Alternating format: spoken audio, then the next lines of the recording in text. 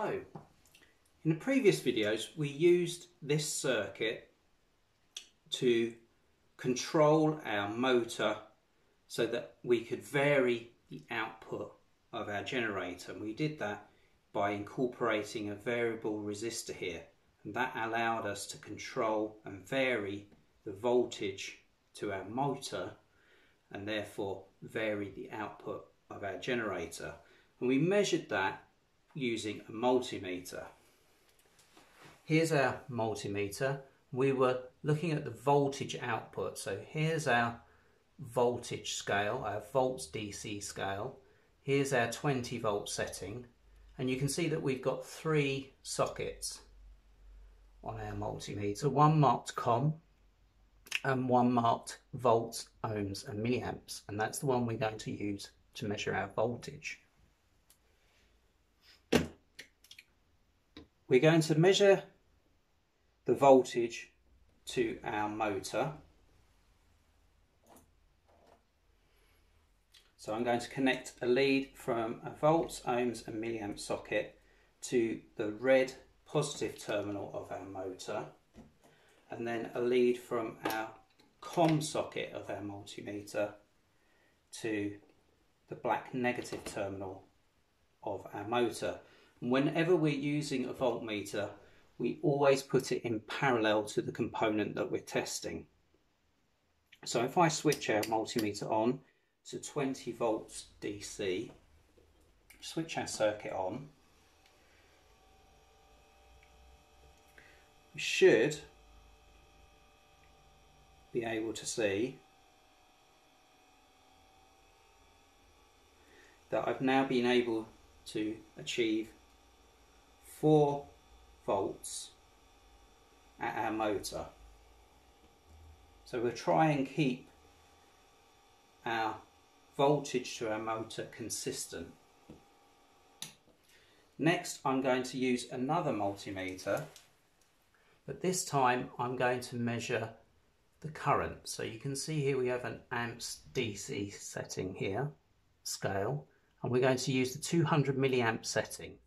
We've got 3 sockets again on the multimeter, one marked COM, and we always put a lead into COM, and one marked volts, ohms and milliamps. And as we're on a 200 milliamp setting, we're going to use this socket.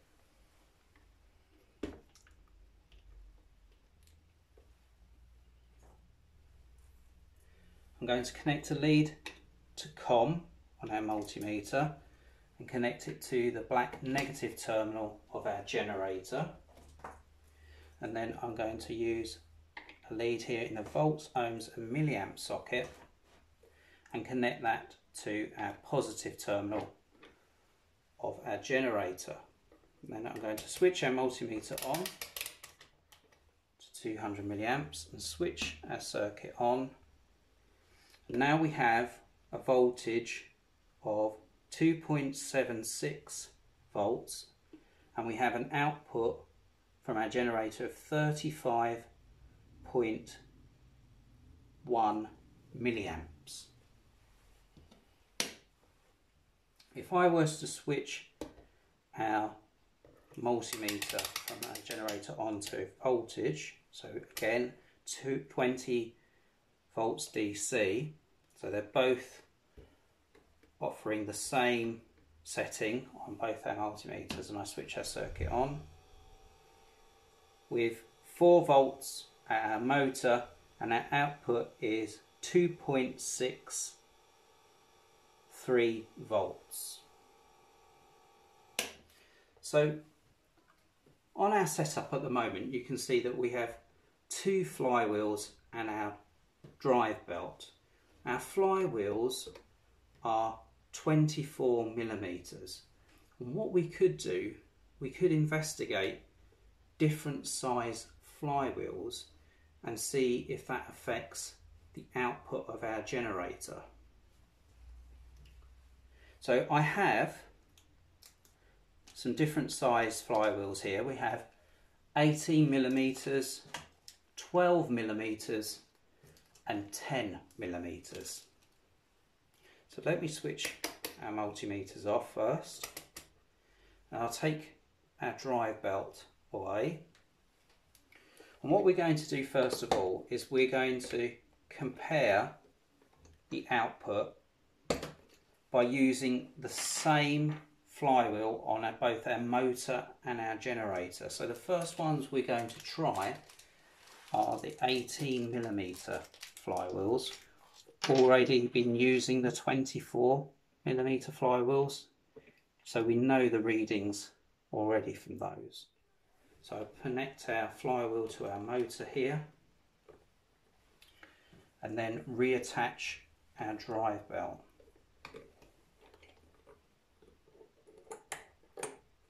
Now our flywheels are slightly smaller than the previous ones, so we might need to adjust the tension a little bit. So if I switch our multimeters to 20 volts DC on both our motor and our generator, first of all, I'll switch the circuit on. So now we have 4.17 volts. So what I'm going to do, I'm just going to adjust that slightly back to 4. So we're at 4 volts on our motor, and now we have an output of 2.75 volts from our generator. If I switch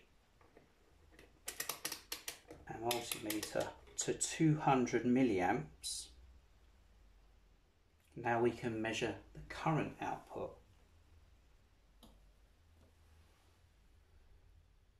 And I have 40.5 milliamps output from our generator. So I'll switch our multimeters off, and this time I'll remove the drive belt and we will try our 12mm flywheels.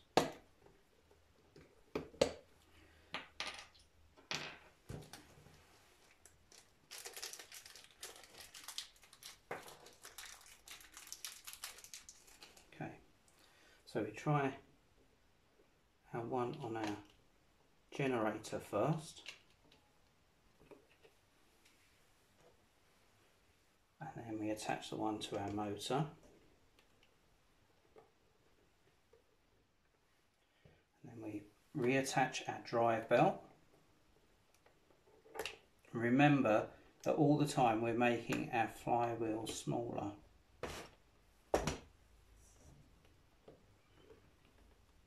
Just make sure that that's on securely.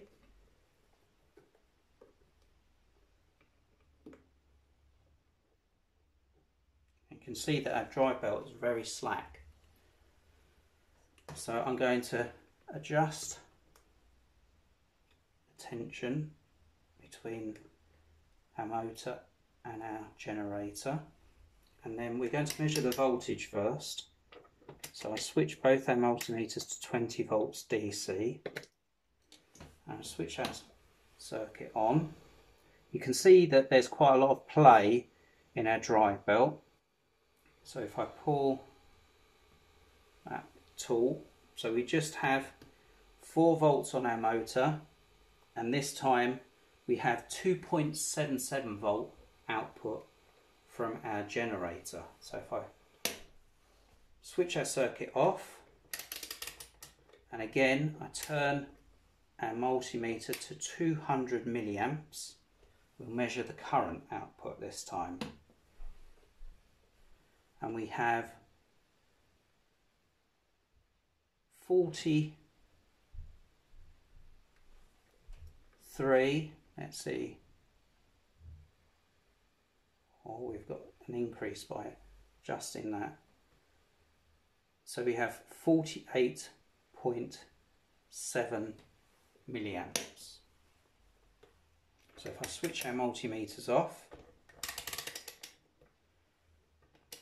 and I take our drive belt off again, we'll try the last flywheel. So we're going to look at the 10mm flywheel.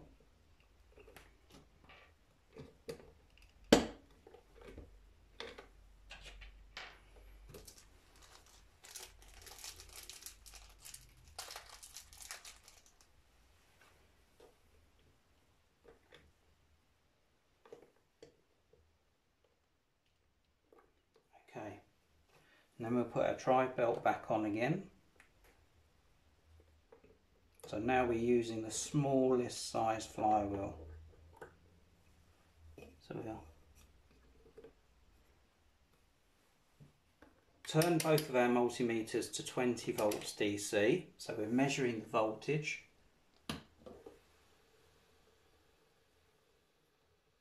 Drive belt's a bit slack, so I'll tighten it up.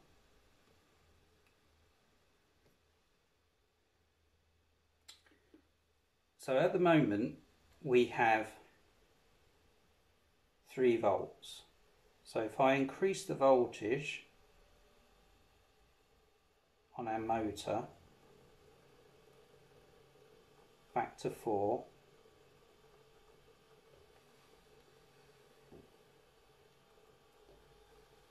so we have 4 volts at our motor. Let's see if I can tighten the tension in our drive belt.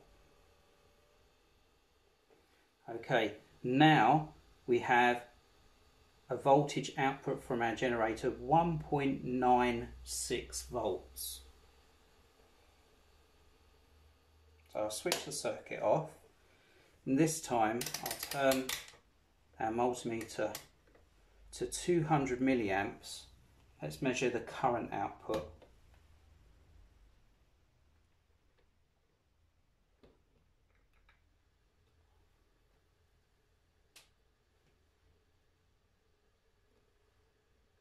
So we have an output of 48.7 milliamps from our generator.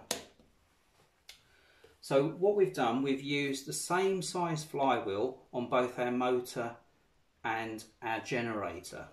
What we could do, we could investigate changing different flywheels on either the motor or the generator to see if that affects the output our generator.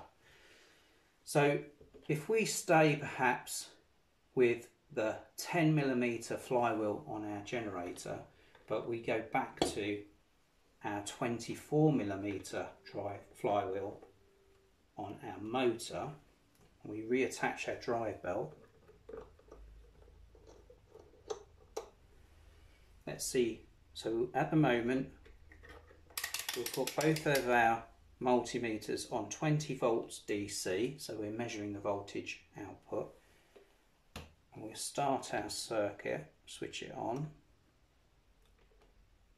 Need to adjust so that our motor works. Now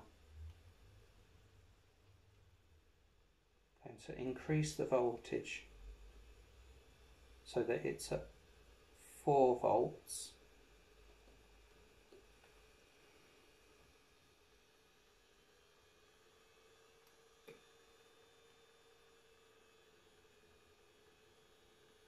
There we go, and you can see that we have 4.01 volts at our motor, and we have 3.9 volts from our generator.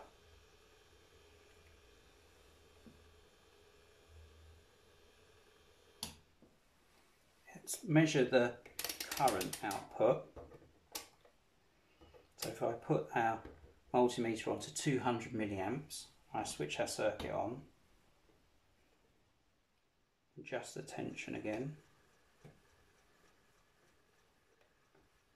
So we have 3.6 volts at our motor, and we have now, let's see, now I've changed the tension in our belt, and we have just over 4 volts at our motor, and we have 18.5 milliamps output from our generator. So what I'm going to do now, I'm going to change our flywheels over. So I'm going to put our 10mm flywheel onto our motor and our 24mm flywheel onto our generator. and I'm going to reattach our drive belt.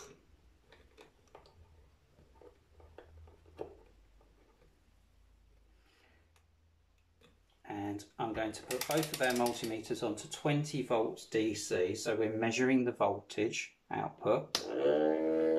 Oh, straight away you can hear our motor, so I'm having to adjust the variable resistor to bring our motor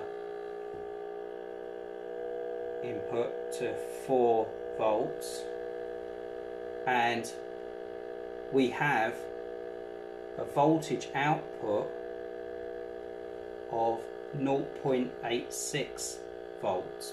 Let's see if I can make that better.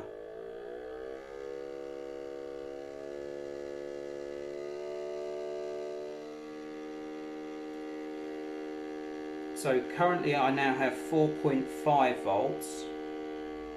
So I can bring that back to 4 volts.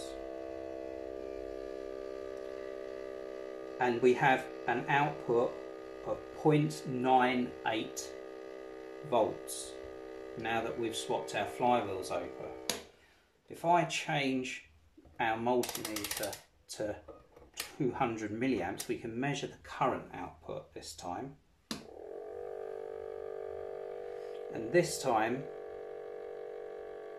you can see that we have a higher current output, 37 milliamps.